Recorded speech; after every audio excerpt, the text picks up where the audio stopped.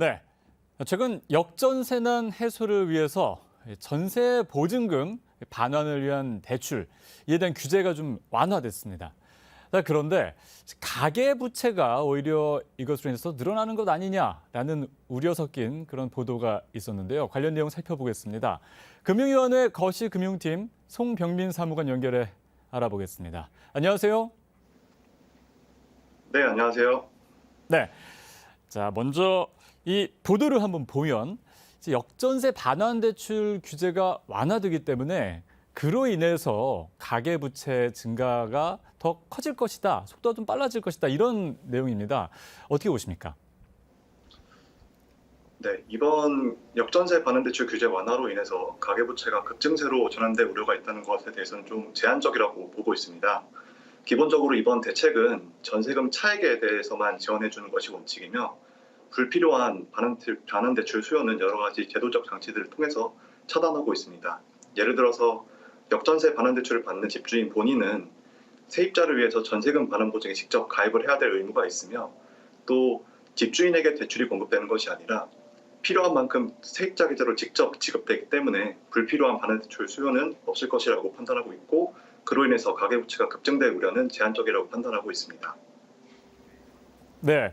자, 그렇다면 이제 역전세라는 게 결국은 기존에 계약했던 전세가보다 전세가가 내려가면서 반환을 해드리는 돈이 필요하다 보니까 이제 생기는 문제인데, 이런 반환 대출 규제 완화 조치가 이런 문제들을 해결하는 데 있어서 좀 충분할까요?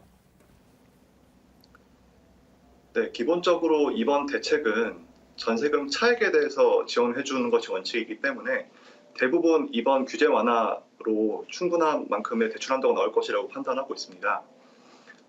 한은에 따르면은 지난 5월에 평균적인 역전세 갭이 약 7천만 원 정도로 추산을 하고 있으며, 저희가 이번 대책을 발표하기 전에 시뮬레이션을 돌려본 결과 평균적인 차주 기준으로 했을 때 약 1.75억 원 정도의 대출 한도가 증가하기 때문에 이 한도 범위 내에서 충분히 해결 가능하다고 보고 있습니다. 물론 과도한 대출을 이미 받은 차주의 경우에는 일부 충분한 대출 한도가 나오지 않을 수도 있습니다만, 상환 능력을 넘어서는 차주 같은 경우에도 대출을 통해서 이거를 해결하기에는 좀 어려움이 있으며, 이번 규제 완화로도 해결이 안 되는 부분에 대해서는 차주 본인께서 개인적인 자구 노력을 통해서 해결하는 것을 병행할 필요가 있다고 생각을 하고 있습니다. 네. 자, 그리고 이제 마지막으로 이건 좀 보는 관점에 따라서 이렇게 볼 수도 있다라는 생각이 드는데, 이제 갭 투자자를 하신 분들이 사실 있잖아요. 근데 이번 조치로 인해서 이제 갭 투자자들에 대한 사후 구제, 뭐 이분들을 좀 도와주는 것 아니냐라는 그런 또 지적도 있거든요. 이거 어떻게 보십니까? 네, 이번 대책이 발표된 후에 이제 집값 급등기에 주택을 구매하셨던 분들이 분들을 좀 사후적으로 구제하는 것이 아니냐라는 비판이 있음을 잘 알고 있습니다.